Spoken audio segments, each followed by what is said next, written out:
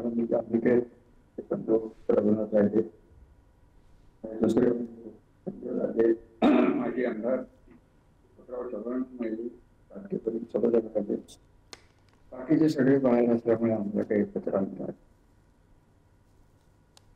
प्रश्न असा आहे की जे काही घडलं ते माझ्या दृष्टीने पोलीस तपासात काय निघतंय हे माझ्या दृष्टीने फार समज नाही. आणि ते मी तेव्हाच बोलून दाखवलं की पोलीस काय पद्धतीने करतील. इतकंच नव्हे, स्पष्ट शब्दात मी सांगितलं होतं की देवेंद्र फडणवीस साहेब मुख्यमंत्री यांच्या न्यायबुद्धीवर माझा विश्वास आहे असं मी दोनदा बोललो. मागे बोललो होता. त्यांचा पहिला आरोप असा आहे, माझं नाव आहे, परंतु त्यांचा पहिला आरोप असा आहे की हे सगळं समाजाने केलं.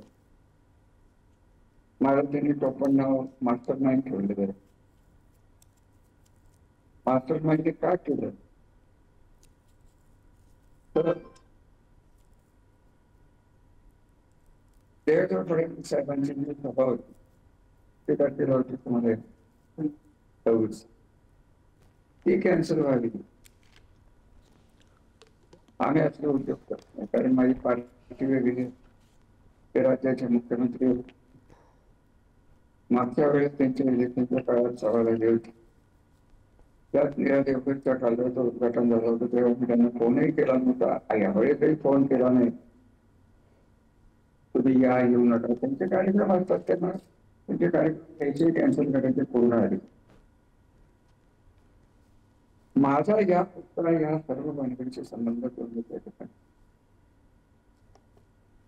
की ज्या हॉटेलची हत्या झाली त्याचाही मास्टर माइंड मीच होतो का,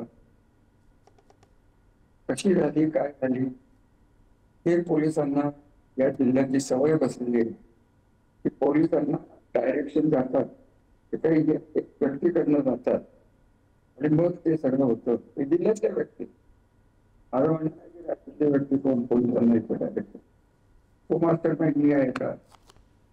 सगळ्याचा मास्टर माइंड मी आहे. माझ्यावर त्यांनी 200-250 कोटी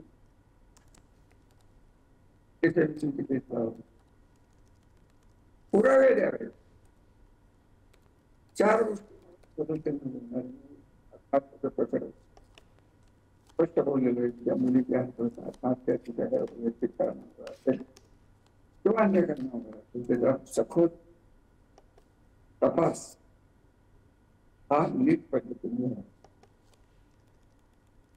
त्या मुलीने तक्रार केली पट्टण पोलिसात, ग्रामीण पोलिसात विरुद्ध त्यांच्या डिपार्टमेंटकडं आणि माझी डिवाइसची श्री जज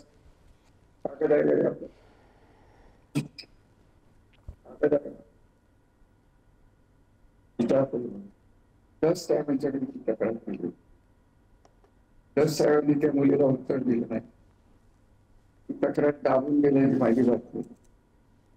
तिचं म्हणणं होतं तुमच्या होता की रात्री 12 वाजता पोस्टमार्टम वगैरे त्यांच्या गोष्टीत माझं काय मास्टर माइंड होतं. मला माहिती नव्हती ती मुलगी आजही मला माहित नाही कुठे राहते, मला माहित नव्हती, काहीच माहित नव्हतं. आत्महत्येची मला काढीच जज साहेबांचं मी नाव काढतो त्याचं कारण माझी तर सगळ्यांनाच मिळाली की जज साहेब कोणामुळे आले, कोणामुळे बदली झाली त्याचा शोध तुम्हीच घ्या. जज साहेबांनी या तालुक्यात खरं सांगायचं तर आता आलेले त्यांना अजून बरंच शिकायचंय. जज साहेबांनी काय केलं नाही माझी तर माहिती असेल. रात्री 1:30 वाजता FIR एक व्यक्तीच्या घरी लिहिली जाते, तिथे सांगितलेलं होतं. पहिली माझी मागणी आहे की दुसरी SIT या मुलीच्या संपदा मृत्यू तो अनैसर्गिक आहे नैसर्गिक आहे आत्महत्या विषय वेगळा.